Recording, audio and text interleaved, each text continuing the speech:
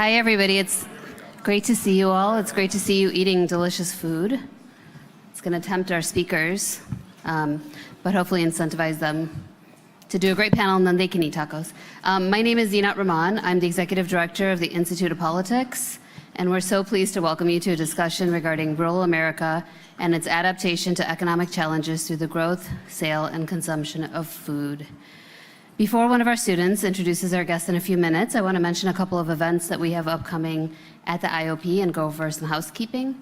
So tomorrow we are hosting a virtual event at 10 a.m. moderated by Washington Post columnist James Macaulay on France's presidential election, and you definitely still have time to sign up for that. On Friday, April 1st, author and activist Golwali Pasarleh will join us for an event with the Institute of Politics International Policy Program to discuss refugee rights, the global humanitarian crisis, and European immigration policy. And then next week, we're throwing a little conference from April 6th to April 8th. The Institute of Politics and the Atlantic will be jointly hosting a conference called Disinformation and the Erosion of Democracy, which is a 3-day conference exploring the spread of disinformation and strategies to respond to it. And all of that will be live streamed, so if you want to catch it between classes, you can do that. For questions tonight, after tonight's moderated discussion, we'll open the floor to take questions from you in the audience. And please line up to ask your questions at the microphone, which will be like right there and right there, I believe. And as usual, we'll give priority first to questions asked by students. Please make sure your phones are on silent. And now I'd like to welcome Priya Patel to the stage, who we will hear formal introductions of our speakers from. Priya is a fourth-year student in the college, majoring in public policy and minoring in critical race and ethnic studies. Priya previously served as a voting ambassador chair for You Shy Votes, as well as a fellow ambassador leader for Heidi Heitkamp. Please join me in welcoming Priya to the podium.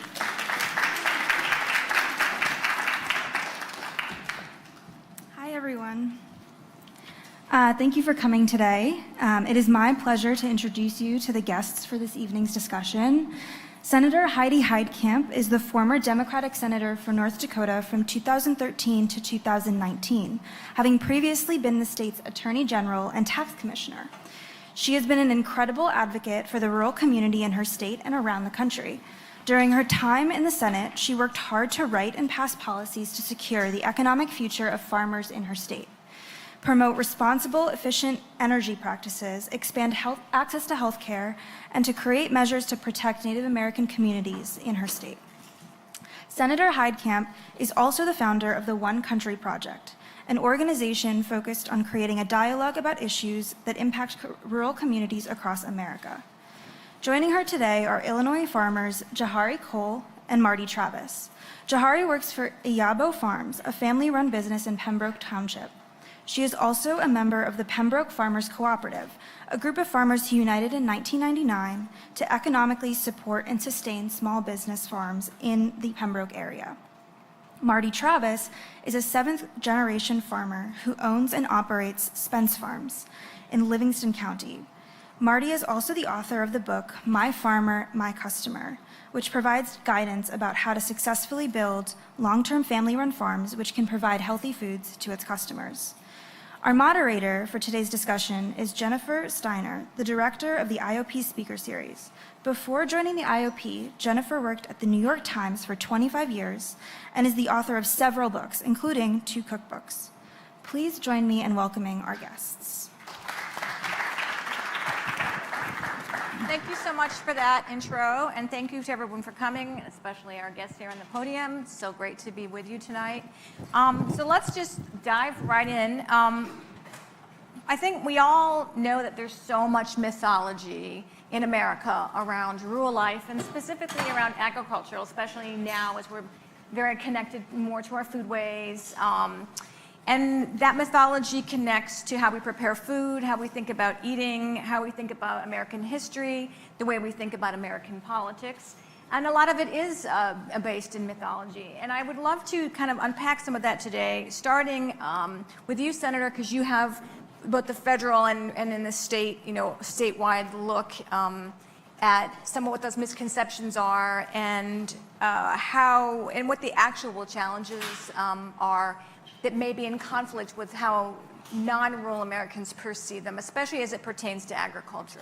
Yeah, I think I get a little nervous because I think I'm probably representing the corporate side of farming, although I have to tell you, in North Dakota, we do not allow corporations to own farmland. We're the only state in the union. I think Nebraska has some limitations, but we're pretty jealous about making sure that our farmland is owned by families, is owned by people who are going to keep the land in production.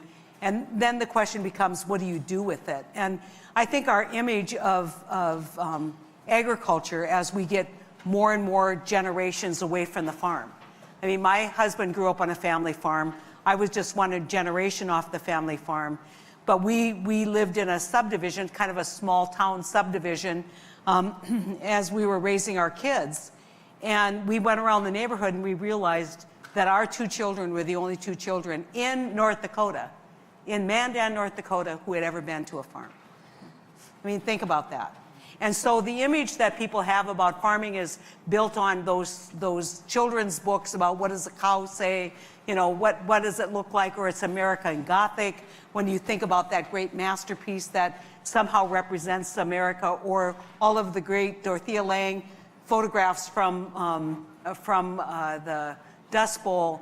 And I think there is a romanticism about American agriculture that is worthy, that is born out of Thomas Jefferson's ideal or idyllic notion of what a democracy is going to be. And his version and vision was always agrarian, right? The best America was agrarian America. Well, we know that only now 10 to 15% of the people in our country, can we say, actually live in rural communities, in what I would consider rural communities. And so what I would like you to maybe think about is rural America is more diverse than what you think. And I can show you pockets of diversity, whether it is immigrants who have moved into places where they can get jobs working in a turkey farm in Wilmer, North Dakota. There's lots of Somali. It's a whole community that has been dramatically changed by people coming, immigrants coming. Whether it is Native Americans, most Native American communities are rural communities. Whether it is African American in the Black Belt or in places of historic kind of land ownership challenges. And so what I would tell you is this image that you have of rural America is maybe monolithic, and that's not fair because it's much more diverse. And you're going to hear a really diverse perspective here about agriculture, and probably me representing North Dakota, I can tell you all about what the corn growers want. I can tell you about the soybean growers want. I can tell you what the ethanol industry wants. I can tell you what the wheat growers want. And these tend to be very large units. And so the average size in North Dakota of a farm is about 5,000 acres. You're going to hear something completely different on this side in terms of profitability. But as we have looked at equipment getting more expensive, right now a combine with the right header is going to be over $1 million. Yeah. That's an input cost that a soybean grower will experience in his or her lifetime. If you look at grain handling systems, if you look at fertilizer costs, all of this really drives the economics of large production. And in order to make it work, you have to get bigger. And that's a trend that I think a lot of us are really concerned about. The fact that farmers are getting bigger, farms are getting bigger, more and more removed from the actual connection to that family-owned unit. And how do you reestablish that connection, I think is a challenge for the future. Johari, I would love to hear you respond to that, because I think that the senator raised a lot of issues that you might be on the other side of, especially in terms of size and scale, but it also a very interesting different historical perspective. Thank you. Absolutely. And I'm coming on the complete opposite end or side of that, where, you know, most of the families that we work with, the average size is 5 acres. Yeah. You know, if you're doing 20 acres, you're a big farm in our community. Even my own personal farm, even though we have 52 acres of land, we're only farming as a family less than 5 acres at a time. That's as much as we can do. I mean, you spoke about Thomas, Jefferson back in the day, where agrarian communities were the fabric of America, but that was based off of cheap labor called slavery. So, and now, as you progress through the years, once that institution was done, you have all these huge farms with no labor. So a lot of the things that we've had to do was switch our whole ideology, our whole way of farming. So a lot of the farmers who were 1 and 2 or small family farms had to get, in order to be able to survive, they got larger, started specializing in 1 or 2 crops, as opposed to the multiple crops back in the day, which actually fed the plates of people. Now we're using larger, you know, the 5,000 acres to give the base meals, the grains, the rice, the breads, you know, but the greens, the other vegetables, those are most likely coming from the smaller guys like us. The lettuce, you know, all of the things that add that color, that extra color and dimension to your plate are coming from the smaller guys. You know, and so we have to think about that, unless it's a, you know, a larger farmer that's specifically dealing like with monocrops of tomatoes.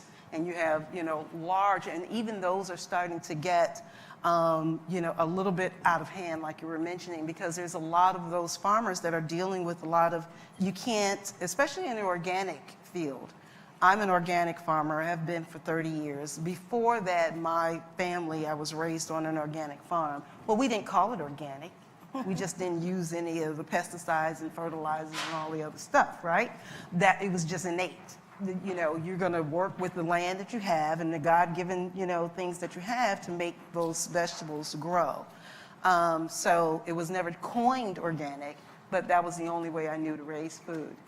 So, so in the organic business, it's very difficult to start raising, you know, even going into larger fields without being compromised. And so I noticed that even with the organic standards, there's always this edging to the edge of right at the precipice of you're not organic anymore. So a lot of people are pushing those boundaries even when they have to scale up. My personal family farm, we were asked to grow grain, corn for Horizon Organics, the dairy farms, because there's a shortage of corn, organic corn, for, you know, for the cows. And we were asked to do that, and we were like, I'm sorry, we just, it's just beyond what we are willing to do. So there is a cutoff point of how big you want to go. And I know we employ 2 to 3 people at a time at our farm, and that's still a lot to do. And Marty, you're kind of, you're sitting in the middle, and you're sort of in the middle.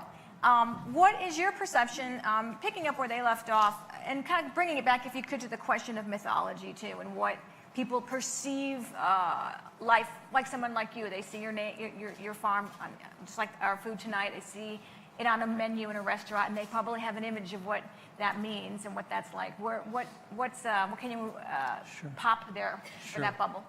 So our family's been on our farm in another 8 years, 200 years. That's awesome. So my son and his wife, their kids, my grandkids, are 9th generation.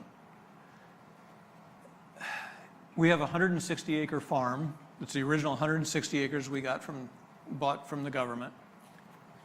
That seems huge. It is huge. It is. Sorry,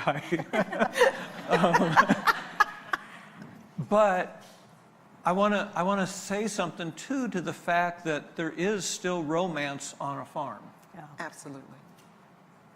There is, and we view ourselves as being part of that ecosystem, and that we still enjoy our nature walks. We enjoy the sunsets or the sunrise and all of those pieces.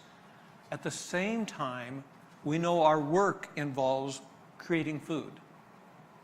And we are just as committed as any other farmer to providing that food. And we have our neighbors that are mostly conventional farmers. And I said this earlier, that they're always driving real slow past our place, wondering what in the world are they planting now? what in the world do you have growing out there? But that's a good thing because it's causing that tension. And I had one neighbor farmer that grows conventional. He said, "What do you got across the road?" And I said, "Those are potatoes." He says, "How much do you make on an acre of potatoes?" I says, "More than you want me to tell you." And he says, "I'm losing my farm." He said, if I clear $50 an acre, I'm doing really good. Wow. So That's a concern. It is a concern. And driven by high input prices, which you guys are controlling by your practices, driven by soil erosion. I mean, there's just a lot of challenges on all sides, whether it's market challenges, but you know, the bottom line is when you look at agriculture, there's got to be room for everything. So you all now are looking at plant-based proteins, right? Guess where you get those? You get those from peas and beans and edibles that are grown in North Dakota. We have a climate that is conducive to growing edibles. And we're proud of that. Most of the black beans that you might see in your grocery store probably came from North Dakota. Yes. You might not know that, but the whole point is there's got to be a role for all of this, and we've got to, I mean, we've got to grow to the market. And whether that is we're going to stop doing GMO, you got to figure out where the market is, and you got to grow to the market in spite of the fact that there's always some resistance to say it doesn't matter if it's organic, it doesn't matter if it's non-GMO.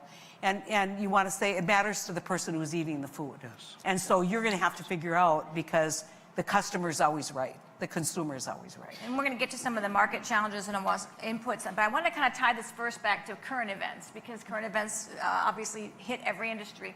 Let's start with the pandemic. We know we've all experienced the supply chain, and we certainly felt it right away in our food system. We couldn't get our yeast for our sourdough, and we couldn't, and then that was cream cheese. I mean, there were these like sort of rolling shortages. But tell us about that from your perspective as purveyors. I can understand the cream cheese one. That was a kind of a other thing. I don't but understand. I'd throw it out there. Were the cows, did they stop producing because of the pandemic? I mean, I didn't understand the cream cheese. But anyway, eventually someone had to break it down to me. But yeah, the pandemic was interesting because I think a lot of fear happened about grocery stores shutting down, or that food insecurity happened. And for the first time, and I would say in 20 years, literally 20 years, did the balls turn toward the smaller agricultural producer. And we were getting inundated with calls. Can you provide food, like greens, whatever, to the WIC centers, to the homeless shelters, to the hospitals? We were literally getting inundated with these calls. Unfortunately, a lot of the calls were coming in like July after we have already planted, because people don't understand the production process of food. So if you want me to put a big order in, I need to know that in January when I need to buy the seeds, because they're in the ground by May, so just that process was very interesting. But then it also shed a light on that we couldn't get a lot of things as regular producers were shut off. I'm a poultry grower. We raise our own birds as well. All of a sudden, everyone wanted to raise chickens. I couldn't get either meat birds. I couldn't get grain to feed the chickens. I couldn't even get bedding. It was just not there. It was very interesting. But now this year, I hear there's a lot of chickens running around free in the streets. Some of them are in the District of Columbia, I can tell you. They're free-ranging now. They're free-range because they started off all cute and everyone wanted to, and then they said, this is a lot of work. Turn them critters out in the street. So it was just kind of funny. But yeah, so during those 2 years, it was and we were offered even funding from the government directly to farmers that never happened before.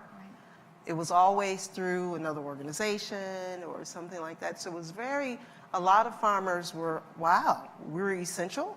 Yeah. Yeah, and Well, that was the conversation. The pandemic did reveal what we think of as essential in an interesting way. Where would you pick up on that in terms of your challenges? We For the last 15, 20 years, we have mainly supplied restaurants and small grocery stores with most of our product. In January, I always meet with all of our chefs. And so that January, I met with most of our chefs and asked them, what if we saw what was happening in other parts of the world? What if, do you have a plan? None of them had a plan. Nobody has a plan. Nobody. So I came home and I said to my son, Will, I says, we need to get our act together.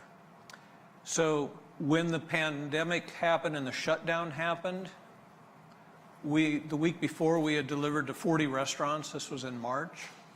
The following week we had 3. But in that period of time, in that week, Will had put out a social media post. Anybody that's interested in having access to the same kind of food that we do for our restaurants, we had 800 people respond. Yeah. That's way too many. We did 200, and we struggled hard, not fulfilling it, but changing our whole system of distribution. It was one of the hardest things I think I've experienced. I ended up working 90 to 100 hours a week, just keeping all of our farmers together and keeping them motivated and in a good spot. We were able to do it, and one thing led to another, and it led to a lot of entrepreneurship of other distribution channels. And the filmmaker that did our sustainable documentary became an online grocery store with curbside pickup. Sure did. Yeah. And we're thrilled. There's a lot of restaurants that turned into grocery stores too. Absolutely. I'm a vendor of his as well, the online grocery store. He has an actual establishment now. Yep. But And some of that's It's real. stayed. Actual, It's brick and mortar continued. store. With another current event, Senator, if you could kick it off talking about the war in Ukraine. I think Ukraine and Russia together were expected to account for about 30% of global wheat exports. I'm curious what you're seeing. You're seeing on the ground too, but Senator, what you see, how that's played out domestically, but also as part of the whole, World Food Program. Just to comment about the pandemic, one of the things that the pandemic taught us is that the food supply chain, because it has become so heavily concentrated, can be easily disrupted. Yeah. And so now there is a big push for diversification, especially in meat processing, a big push for diversification of supply chains. The other thing that it taught us is how important labor is, and we don't appreciate it. I will say, I once, with my sisters, picked 5 acres all summer of cucumbers. Yeah. If you want to work hard, pick 5 acres of cucumbers for your grandfather, who was basically one of the early truck farmers, because he had all that free grandchildren labor. But Ukraine is a, you've heard a lot about the energy crisis that's coming about because of Ukraine, right? So, gas shortages, what that looks like in Europe, gas prices rising, some concern about generation of electricity in Europe. How do you replace that? Biden now saying we're going to try and figure out how we transport or export North American natural gas. Okay.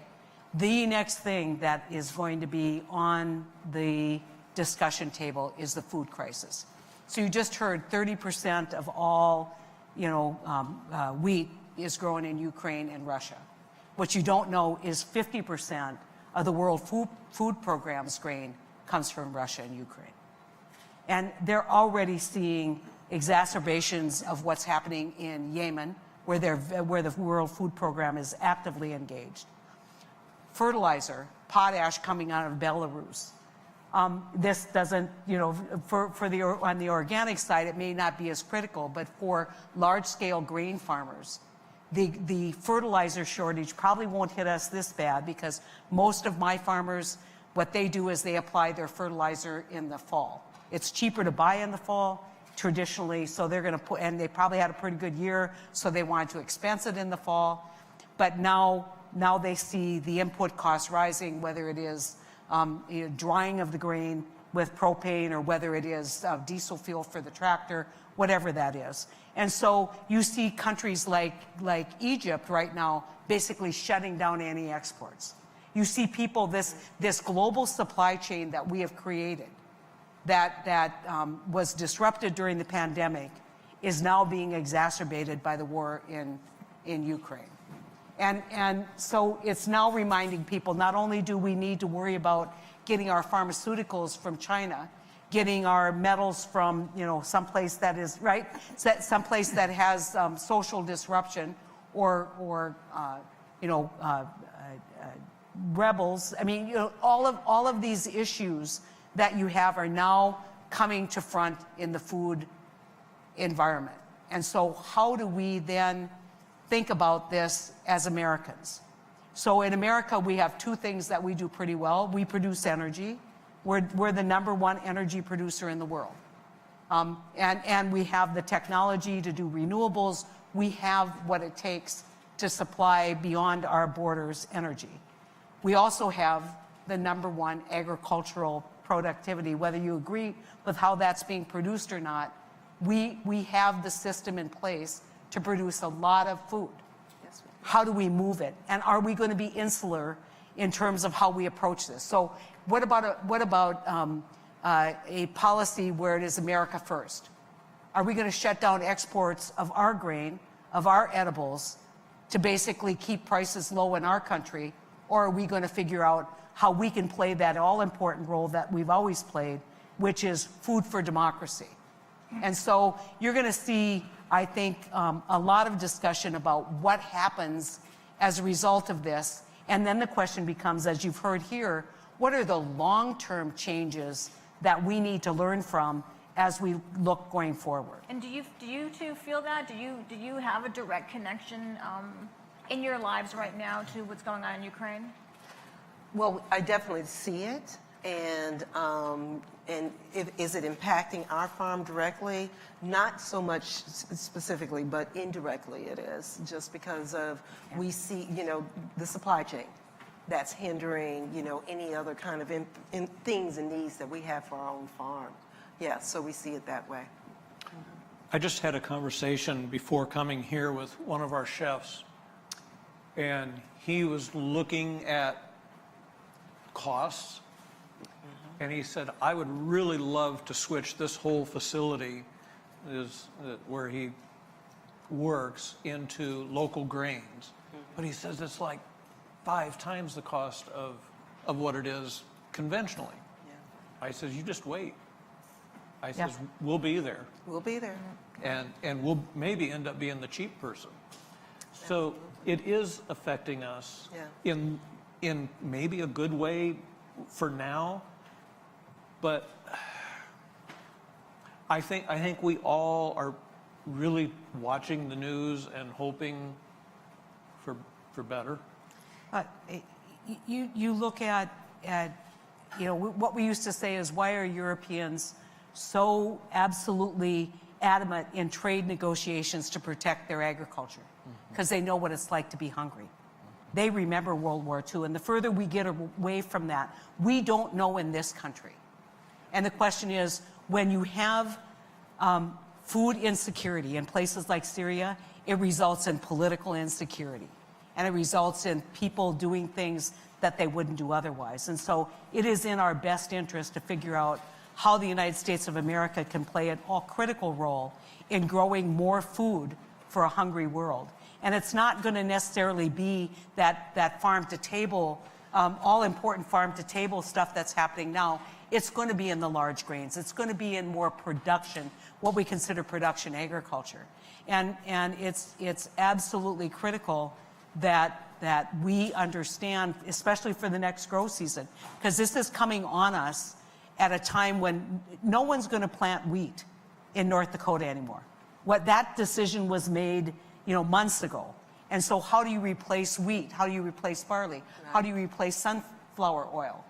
And so these are all really critical challenges that we're going to have to confront in American agriculture. And it's going to be absolutely critical for making sure that we have democracy flourishing in the world. And food insecurity obviously is an issue here domestically too. Obviously, I'm going to turn to that. But before, I do want to kind of tie some of these threads that we've been kind of hinting about organics. We know that the notion of organic farming is that it would help rebuild soil, cost farmers less in petroleum-based inputs. We've been talking about inputs. How has it played out, maybe in the context of regenerative agriculture, and you know, is the promise of organic, has it been realized? I was on the Organic Research Foundation board, which is the national board, for 7 years. I've seen large ag producers switch to regenerative ag or organic farming, and they with success. It's possible. There is more, it's just a paradigm shift of getting off of the dependency of certain things, such as really getting off of a lot of fossil fuel dependency, which is the base of a lot of the fertilizer inputs and other inputs that they, you know, and other chemical inputs. And just literally putting in a more holistic environment where it is a lot more permaculture based. So it's a lot more work involved with doing it that way, but it is possible. And just being able to, we have to find a way to regenerate our soils. Soil is the basis of our food. That determines whether your food is going to be nutritionally sound or not. And it all starts with that soil. And so regenerative ag is basically literally putting, you know, the attention back into the soil and making sure it's healthy first before putting one seed in the ground. And we have to get back to that notion, because we've got to do something to save our planet. The more, if we are, we are creating systems now where we're other dust bowls. I look even in our community where we have a lot of large agricultural production, and you can just see it on a satellite where it's been farmed so much that it's literally just dust. And the unfortunate thing, it becomes a revolving cycle of now there's no nutrients in the ground anymore. You have to put artificial fertilizer into it in order to do that. The whole ecosystem is imbalanced, so now you have to put in, you know, insecticides and pesticides. So you create the cycle that is not in keeping with the natural order of things. And so that's the unfortunate thing when we get not too big. It's a matter of just needing to change our whole paradigm of how we farm again. Is that your experience? Is that how you would perceive it? It is. And as much as there's this cycle that goes just exactly what Johari's saying, there's also a cycle over here of regeneration and renewal. And we, on our farm and throughout all of our farmers that are part of our collaborative, we're using technology to understand what that plant, what that crop needs, not doing a mass dose, but really defining what that crop needs to be super immune. It's the same way with us as humans. Absolutely. If we have total immunity, we can sit in a crowd and not catch a cold. Yeah. It's the same way if in the plant world, and it is amazing how similar we are to the plants. If that plant is short of one nutrient, we can apply it through organic foliar feed and bring that immune system up to a balance where we don't have bugs or disease. And once we have photosynthesis working well and nutrients and that plant health, and that plant, any excess goes into the root, goes into the soil, then we start an engine going the other way. And we can increase organic matter, we can increase production, we can increase so many things, the farmer's actual dollars. Absolutely. I do want to make this point, because I think you're not to confuse soil health with organic. Yeah. And I think it's unfair to say every person who is not organic is not paying attention to the soil. No. So, and I know you guys aren't saying it, but I just want to make sure. So my husband's family farm, very diverse. I mean, if you wanted to see chickens, pigs, ducks, anything that flew in, they'd take care of it, and, you know, maybe raise it as a pet. But my point is, right now, the people farming the Darwin's family farm, the young man is a leader in conservation. He's not organic, but he is a leader in soil conservation. I was the only senator, I'm pretty sure, that had a soil column in my front office. You know, they always show, you know, if you represent Coca-Cola, if you're from Georgia, you're going to have a Coke bottle there. You know, you all want to show off your products from your state. And people would just say, why do you have that dirt there? I said, number one, it's dirt when you do what people are doing to the soil, right? That's when it becomes dirt. Yes. It's soil. It's soil. And soil is the single most important natural resource of North We Dakota. absolutely have. 90% of our land base is engaged in production agriculture. If we don't prepare and work with the soil, we will fail. Now, in the good movement, what's happening right now is many people who were resistant to any discussion about climate are looking at the climate discussion as American agriculture, saying, I think there's something going on here that we need to address, but what's in it for me? Because these are 60-year-old people who have been doing something the same way over and over again. And so how do you persuade them to adapt?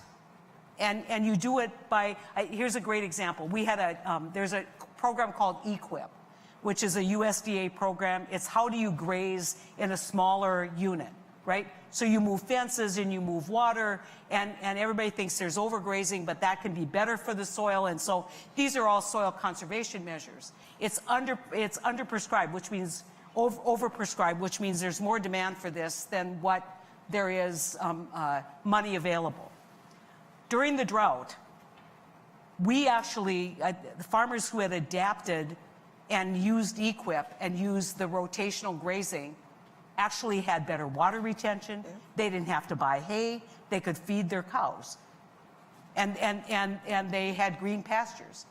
And guess what happens? The neighbors look across and say, they drive slow by, and then they say, what is he doing? And it is critical that we engage not as a criticism of farmers, but as a way to actually engage and make it possible for people to adapt new techniques.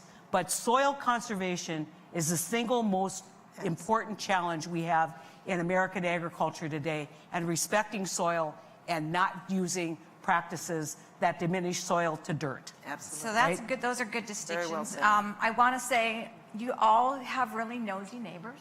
That's really something. I also want to say, Marty, thank you for making me feel good about sometimes feeling like a plant. I think I want to because we're going to go to questions in less than 10 minutes. So if you have them, start thinking of them, start being ready. You know where the mics are.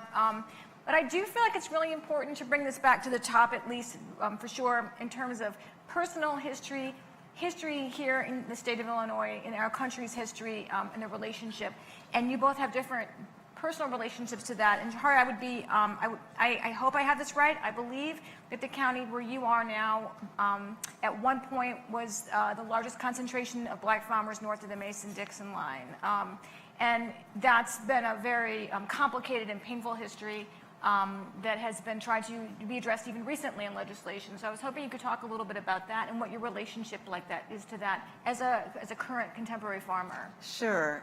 Nearly 100 years ago, I would say even in the state of Illinois, there were reported over 7,000 African American farmers in the state of Illinois alone. Now there's less than 200. That's on record. And there may be some more out there that's not necessarily like registered with FSA or other, other organizations. But yeah, so it's dwindled down significantly.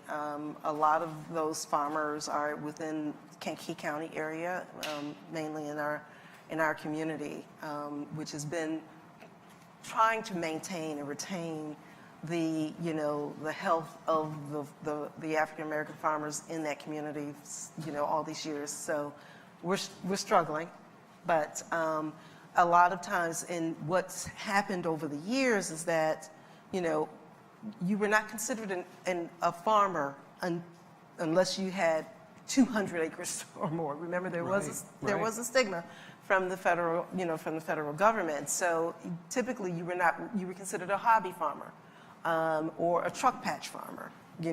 So you weren't really given the attention, the financial assistance, needed to stay alive, to stay afloat. Regardless of, and I did a lecture one time, and I always said, don't bite the hand that feeds you. Just being mindful that, people who, it's a huge civic service to want to be a farmer, because it's long hours, and it's a lot of work, and not a lot of pay. And so but to get up every day and do that grind every single day, just to not just feed yourself, well, are you really profiting? Well, I don't do it specifically for profit. The primary purpose for farming for me is to feed my family. We know what we're eating, we're growing our own food, and this and that. That's the primary goal. And then I love the fact that I can grow more to share with everyone else. If we don't take that attitude, you can really get some disillusion from that romanticism of farming. You have to have a serious and a core reason for wanting to get up and do that every single day. I commend any farmer that does that. And so just trying to get the support needed for these smaller farmers has been the challenge. Right. And that's where we are today. And I thank you for presenting that as service too, because I think the pandemic, just as it's redefined what we think of as essential, it's also redefined for many of us what we think of as a service profession. So I thank you for making that point. How do you respond to that, and how do you see, farming in terms of the broader justice movement in the country? Part of one of the things when we first started the farm of produce and all of these things, what we were going to do with our land, we also looked around and saw, as many communities throughout the Midwest and probably beyond, their young people moving away and not coming back to farm, and we wanted to change that. So we created this group of an opportunity for young people, young families to join, and we would help do this marketing and distribution. At the very beginning of 25 farms that we had, the vast majority were under the age of 18. We now have nearly 70, 75 farms in this group, and lots of women-owned farms, lots of non-white farms, lots of young people still farming, retired veterans, LGBTQ farmers, and we are really, really, really trying to create these opportunities throughout the communities that we serve. And I want to hear a new farmer's dream, and then I want to work to help them realize that. Absolutely. And that's where we are, and just trying our very best to be as inclusive and farming. I'm sorry, Johari, but the seed doesn't know. It understands the emotion and the power that plants it there, but it doesn't care who planted it there. No, not at all. Absolutely not. I'm curious in the audience, how many of you grew up with a garden? Way to go. That's quite So you grew up eating food that you actually raised. excellent. Wow. I mean, and I think that connectivity is critical if we're going to look at what we do going into the future in agriculture. You need to be connected with the food that you're putting in your mouth. Doesn't mean that it all has to be done this way or that way. But, if you grew up the way I did, you grew up canning, you grew up freezing, you grew up doing, putting up canning the chicken. And these are all skills that all of a sudden emerged after you couldn't find canning lids, right? Right. You couldn't find canning lids during the pandemic because all of a sudden now you couldn't buy flour. North Dakota owns a mill. It's part of our political heritage. We shipped huge amounts of flour to Washington, D.C. To basically distribute and make the point, look, you know, this is connected to a farm. And so to me, the future of farming has got to be in the connectivity, and it's got to be in the area where you don't bring judgment, you bring a new ethic to how we look at the food chain and how we distribute food and how we find equality in food distribution. And you know, just to close with a thing, you might say, well, Cargill or, you know, the big pasta manufacturers. So when this happened, when the pandemic happened, there's a food distribution center at Spirit Lake, which is one of our reservations, probably the poorest of our reservations. They also serve Turtle Mountain. And my friend Mary called me and I said, what can we do, Mary, to make sure that you don't have a commodity shortage in your food distribution center? I picked up the phone and I called the North Dakota Mill. I called Cargill for oils. I called Dakota Pasta for some pasta to be shipped.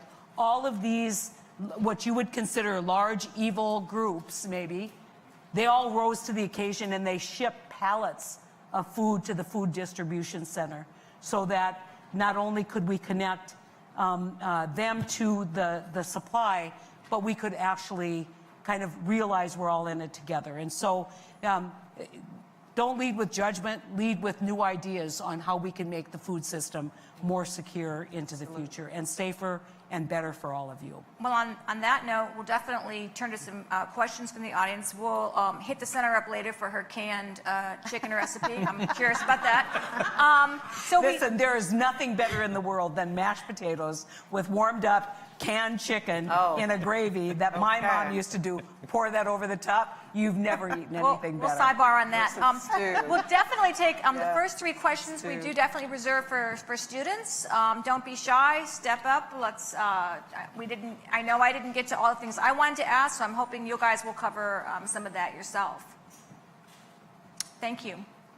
Hi, my name is Graham. I'm a first-year MPP student at Harris School. I was wondering, this is probably mostly to the senator, but kind of what your thoughts are on kind of the subsidies around non-nutritive food, and particularly corn and ethanol, and if there's a future of moving away from foods that may not be best for people and the way we subsidize them now. Yeah, there's a big controversy about corn-based ethanol and whether that is actually bio-based.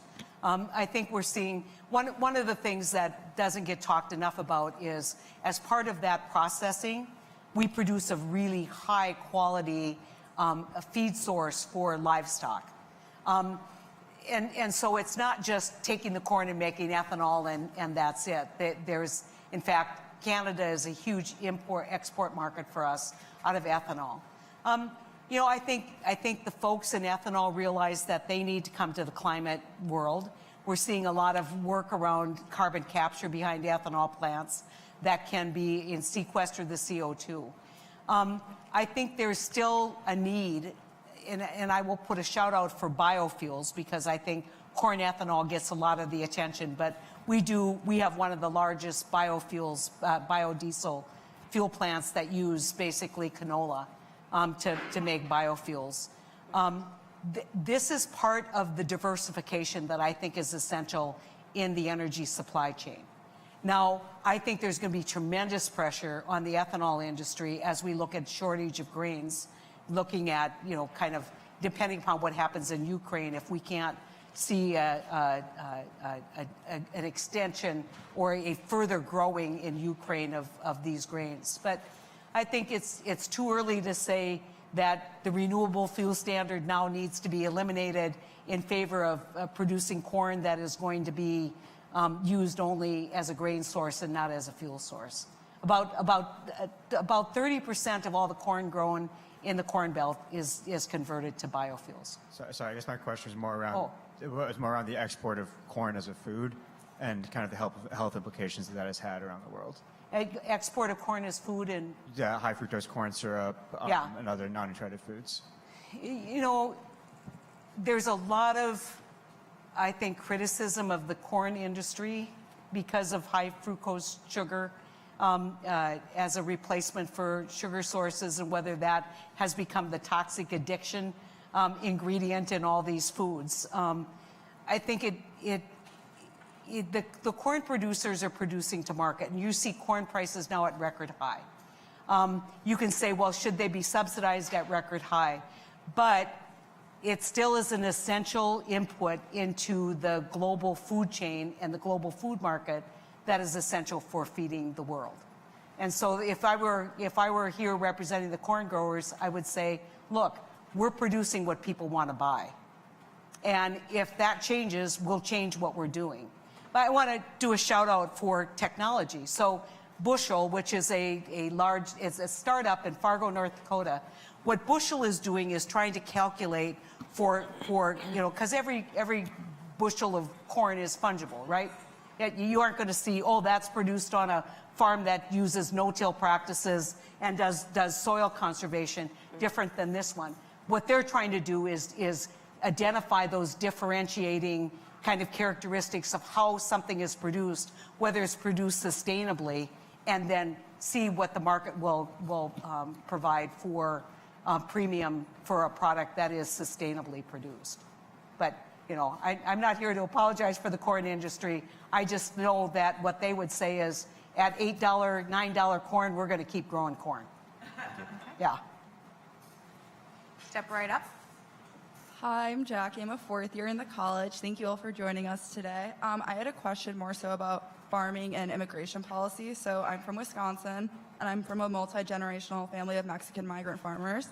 And I was wondering if you've noticed, I was wondering if you could speak on immigration policy and its effects on the food supply chain and the agricultural industry at large, especially since many of our agricultural workers are immigrants. Have you noticed any differences between administrations or with passing of certain immigration policies? I have just briefly during a time where our last administrator, president and the presidential administration, I noticed a lot of the typical immigrant workers, like in our area, they were not working farms. They were so afraid of ICE coming to farms and all of the known farms that were in our area literally were having problems with finding, workers because of that. That was a huge issue. And I'm not sure of what you experienced, but we noticed that quite a bit in our area. Yeah. And I have to say, as far as I'm aware, for the most part, I don't know that any of our farms have any temporary workers or hire that, use that as a resource. Most of them are all family. And so I really can't speak to that very well. I'm sorry. Yeah. What I would say, Jackie, is if you look into the Midwest, a lot of since they're not picking fruit or vegetables where we are, they're basically working in food processing. And one of the things we saw that was horrific during the pandemic is people not having a voice about their safety at the working place because they were afraid to speak up because of their status. And there's a Amnesty International report about fruits and vegetable workers basically being exploited at record numbers because we have not figured out how to protect undocumented workers in this country. Yeah. And it is a tragedy, and everyone in this country should understand that apple that they're eating, or that cherry that they're eating, or that lettuce that they're eating is on the backs of people who aren't protected in this country, who need to be protected. Absolutely. And there is a reckoning for us eventually. And you cannot read the Amnesty International report about what happens to undocumented farm workers on these farms and not be outraged as an American that we've done nothing about it because we're too interested in a low-cost food supply. That we don't realize that it's not just the soil and the farmers, but it is the people who are working every day to put that food on our table. And so, I would say you can't talk about ag policy without talking about immigration reform. And that's what we were talking about earlier as far as what the true cost of food is. Yeah. And the true cost of food is something that everyone needs to have. It should be taught in the universities even, the breakdown of that, because Remember, a lot of the cheap food is off of the backs of cheap labor. Somewhere, somebody's actually paying that cost. You made such a good point at the beginning about the agrarian, myth. Oh, this is so great. It was all on the back of free labor. It's free labor. Yeah. And now it's cheap labor. A lot of our imported foods, where from Mexico, the Mexican workers are getting less than $200 a month. And this was in 2019 stats, right before the pandemic, pre-pandemic. So it might be creeping up to that cost now, but less than $200 a month.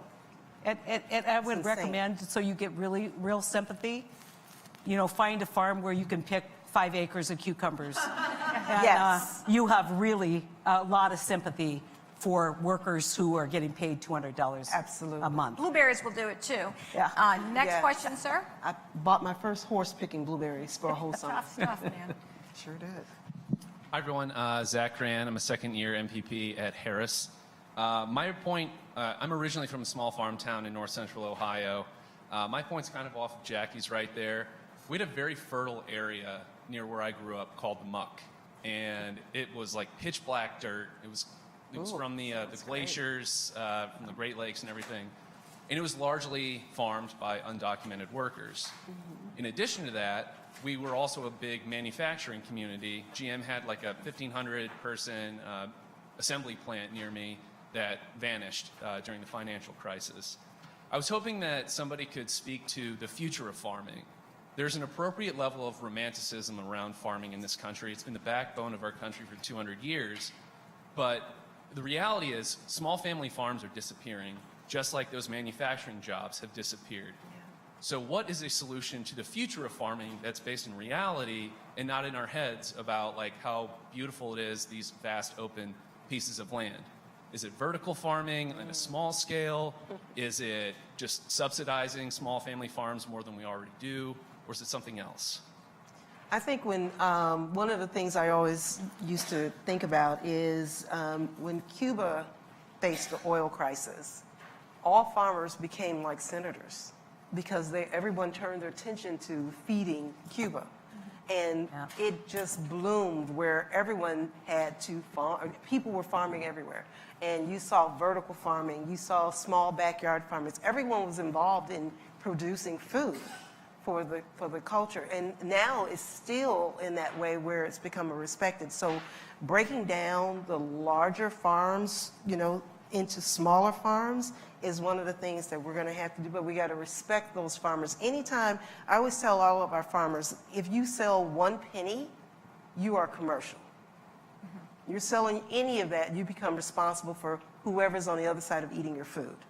So we need to respect anyone who decides to go into business of farming and treat them exactly like that as a commercial farmer with the support necessary to help that farm to grow and sustain itself.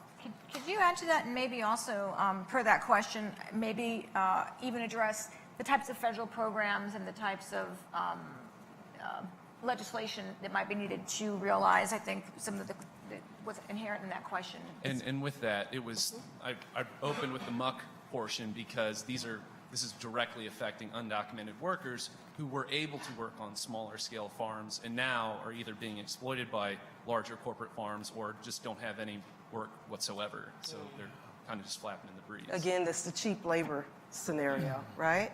So we need to stop that. We need to start looking at and supporting the smaller farms that, regardless of who's working on the farm, we need to support those farms. And legislation needs to be done to do that. It's been where a lot of the smaller farms, like I said earlier, could not get into the subsidy market, okay? So those were not necessarily given to smaller farms. I'm not sure if it's in the case of what you can experience. We don't get any subsidy No at all. subsidies. Zero. Yes, and and one of the things that sustain larger farms are a lot of the subsidies, that's given. And so if we can you turn that around where anyone that's in the farming business can do that, we'll see a lot more smaller farms being able to stabilize themselves and survive. Marty, do you agree with that? Yeah, I do. We don't receive any government subsidies at all. And I'm not, I get asked a lot of times where people will say, well, you're just a niche farm. Yeah. Yep. Well, I'm going to tell you what, that's great. We are. And I'd like to see 1,000 more niche farmers. Yeah. And that's how I feel like we can continue to feed our community. And I'm thrilled that Livingston County has as many small food farmers, and we have our name on menus, or we have, you know, food going here, there, and everywhere. That's awesome. But we're not even close to being able to feed one whole community. Yeah. So I do want to get to another question, Senator, but I just wanted you to respond to that quickly if you could, because you've obviously been in the rooms where this type of legislation and this debate over farm subsidies has gone on. Well, I think, is the land-grant college, Zach, a subsidy? I mean, I think you could argue that it is.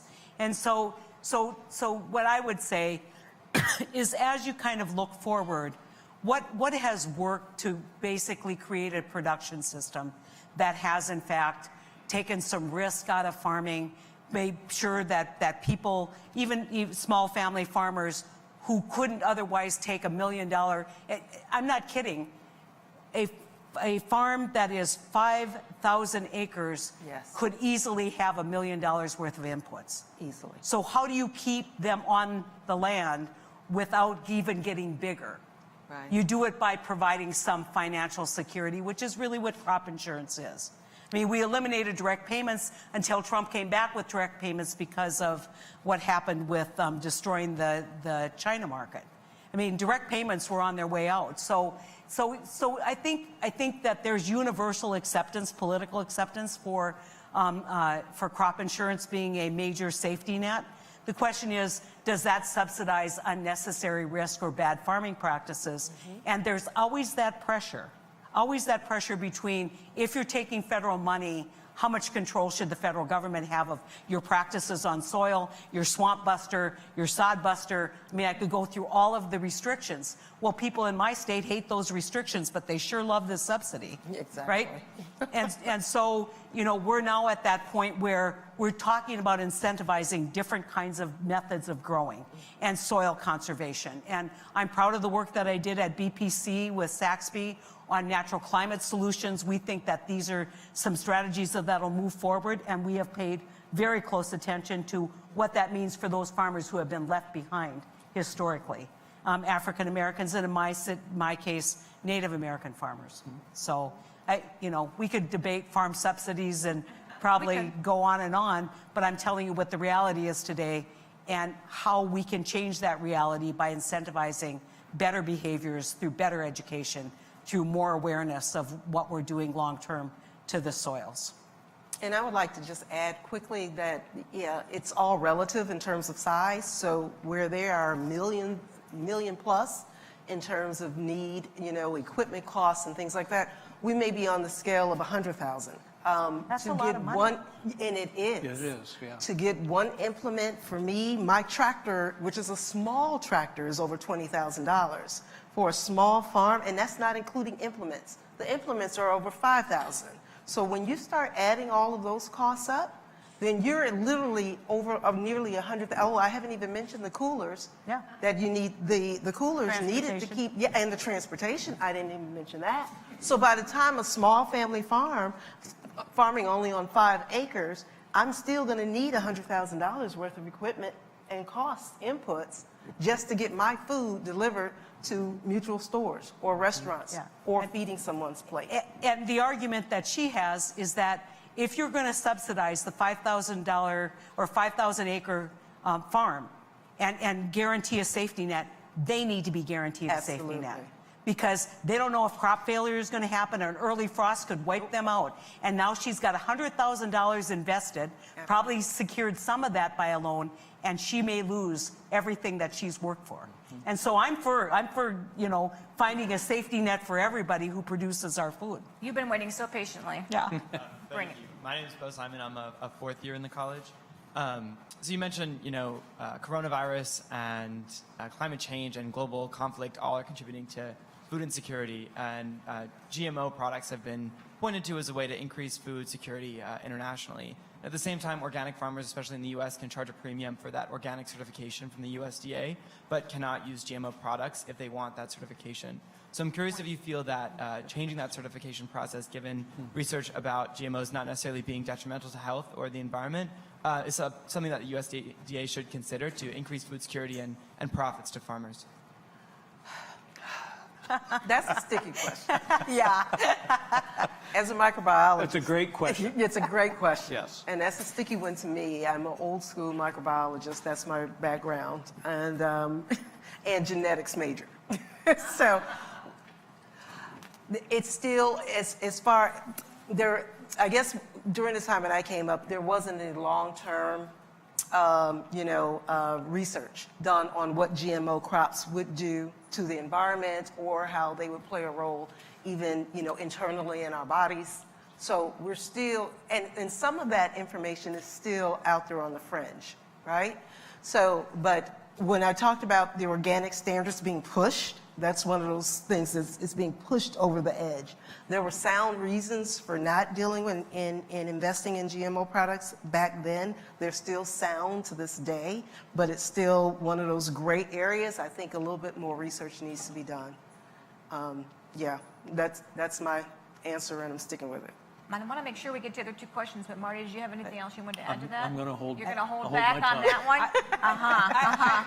I want to respond to that because I got caught in the middle of GMO labeling, and a lot of grain farmers obviously don't want GMO labeling because they think there's nothing wrong with GMO products.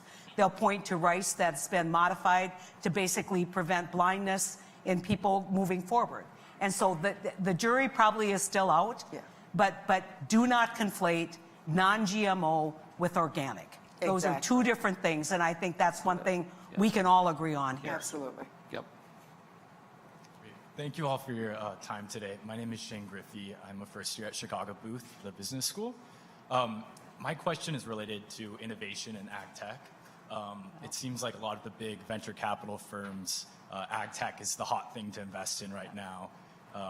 And a lot of the technology, vertical farming, as was mentioned earlier, lab-grown meat, some of the expensive automated harvesting robotics aren't things that actually affect, smaller scale farming operations. So we'd love to hear from your perspective what investment or innovation would make, your farming operations more successful or actually, have a beneficial impact in rural America. Oh, anything that will keep me out of the garden, I'm all for it. I have a robotics team. I had a robotics team for a long time. And last year we did a robotics camp, and they focused on creating a robot to feed the crops.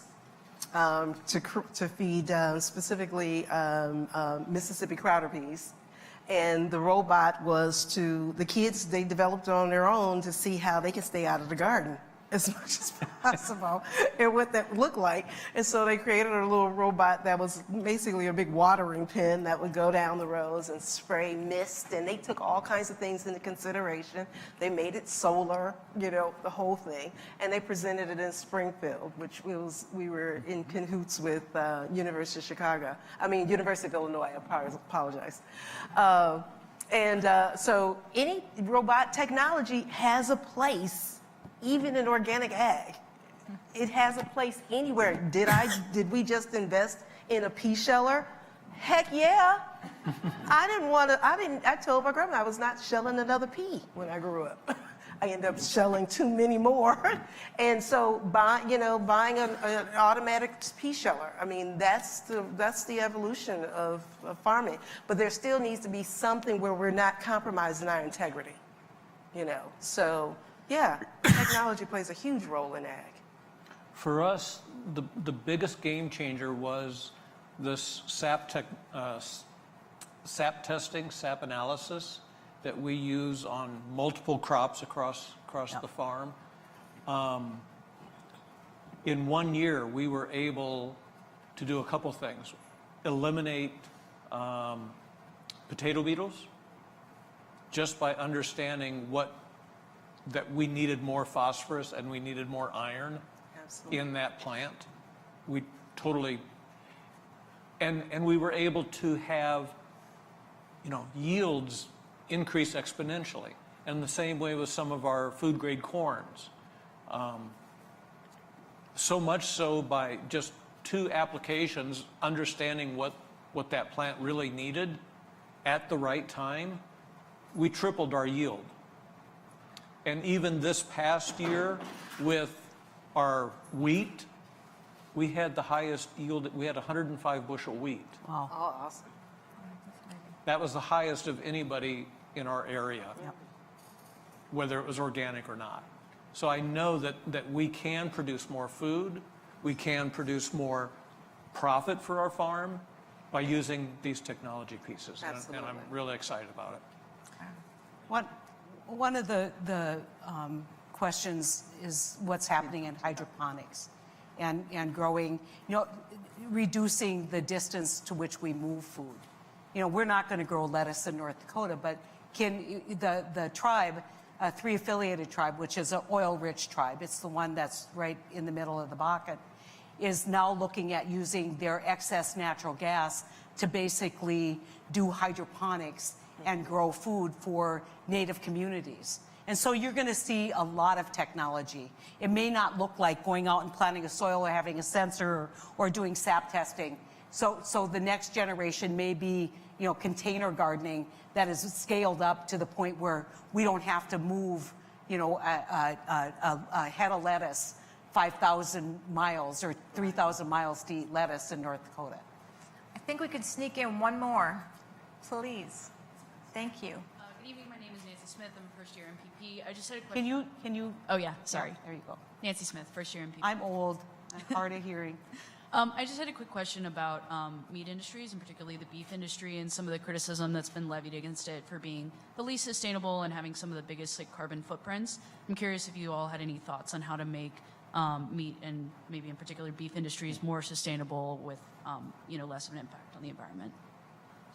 Yeah, I know that there are a lot of regenerative farms that are bringing cattle into the play. So they're mixing that. It's not, so it's just literally, like I said, changing that mindset, changing the paradigm of how farming is done, not necessarily getting rid of the beef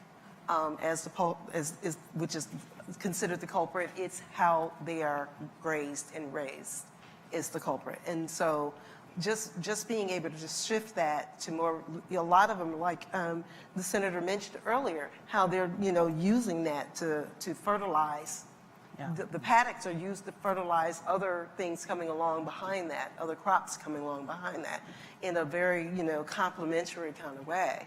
So yeah, it's the beef industry could still thrive, absolutely. It's just, again, it just needs to be done in a particular way that does not compromise the integrity of what we need to do for a holistic food system. Beef, pork, chicken, turkey, all of those in our farmers group basically are all pasture raised. Yeah. And we don't have any confinement animals. We're distributing that waste product back into the soil and into the biology of that soil and making our pastures better, making really tasty meat. I think when you look at it, understand kind of the West.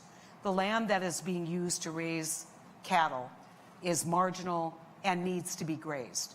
I mean, we've lost the buffalo, and so if we're going to have healthy rangeland, we need grazing.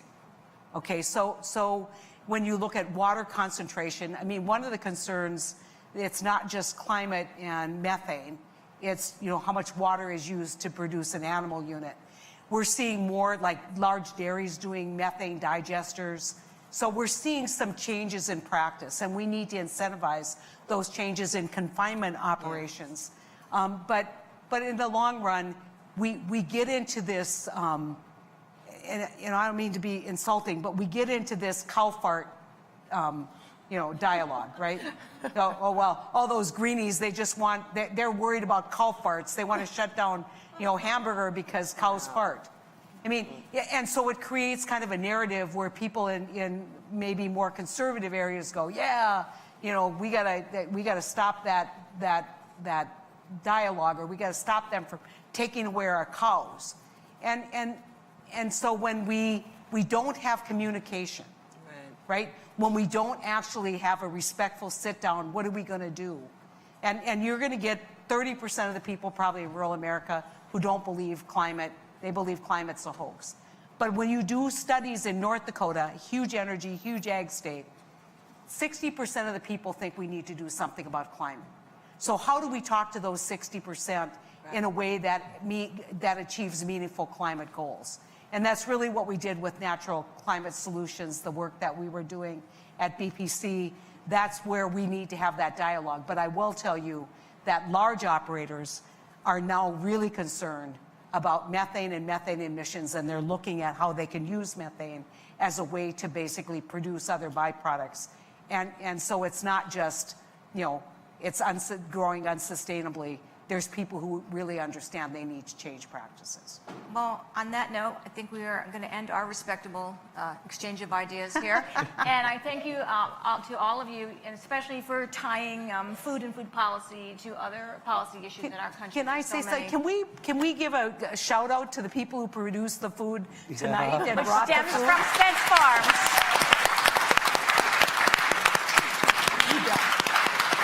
I don't know, is the chef or is the restaurant in? Can somebody stand who actually cooked the food? Well, we knew you grew. I think it was all catered in. It was catered in, and it was stems. Next time, Jahar, you'll bring your eggs, I hope. Yes. I'll bring it this time. Thank you to our guests so much, and thank you all for coming out tonight in a little bit of drizzle to have this important conversation. Thank you so much. Thank you. Thank you, everyone.